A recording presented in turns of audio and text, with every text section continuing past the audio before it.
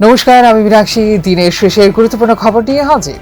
শহরে জল আর দ্রুত নিষ্কাশনের লক্ষ্যে পৌর নিগমের তরফে বসানো হবে নতুন 3টি পাম্প। বিষয়টা খোদ জানালেন পৌর নিগমের মেয়র দীপক মজুমদার। 50টি মিনি মোবাইল ভেটেরিনারি ইউনিটের যাত্রা শুরু হলো সোমবার। এই ইউনিটগুলোর উদ্বোধন করলেন প্রাণী সম্পদ বিকাশ দপ্তরের মন্ত্রী সুধাংশু দাস। একই পরিবারে 3 জনের মৃতদেহ উদ্ধার রোমহর্ষক বিষয়। একই পরিবারে 3 জনের মৃতদেহ উদ্ধার নিজ বাড়ি থেকে। খুন না আত্মহত্যা, এ নিয়ে এখন তদন্তে পুলিশ। ঘটনাটি ঘটল পশ্চিম মুহুরীপুর এলাকায়। আইনজীবী বিশ্বজিৎ দেববর্মার মৃতদেহ নিয়ে অবহেলার অভিযোগ। এর বিরুদ্ধে স্বাস্থ্য অধিকর্তার কাছে ডেপুটেশন দিল ত্রিপুরা বার অ্যাসোসিয়েশন। আয়কর দিবসকে কেন্দ্র করে শুক্রবার প্রজ্ঞা ভবনে এক রক্তদান শিবির সম্পন্ন হলো। এতে রক্তদাতারা বেশ উৎসাহ নিয়েই করলেন রক্তদান। শাসক দলের নেতার দোকানে হাত সাফাই করলো চোরেরা, নিয়ে গেল দোকানের যাবতীয় সবকিছু। ঘটনা কৈলাসহরের হকার্স কর্নার এলাকায়। সিজেপি এবং কেন্দ্রের মধ্যে আলোচনার পর সিজেপির এক প্রতিনিধি দল জেপি নাড্ডার সঙ্গে সাক্ষাৎ করলেন।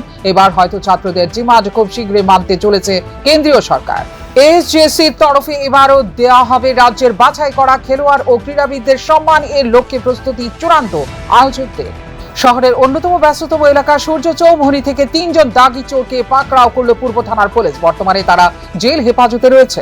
রাস্তা মেরামতির দাবিতে পথ অবরোধ করল হালহালি নাগফুলের বাসিন্দারা। তাদের দাবি, এই রাস্তা মেরামত না করা হলে আগামী দিনে তারা বৃহত্তর আন্দোলনে যাবেন। আজকের মতো এই ছিল দিনের শেষের গুরুত্বপূর্ণ খবর। নমস্কার।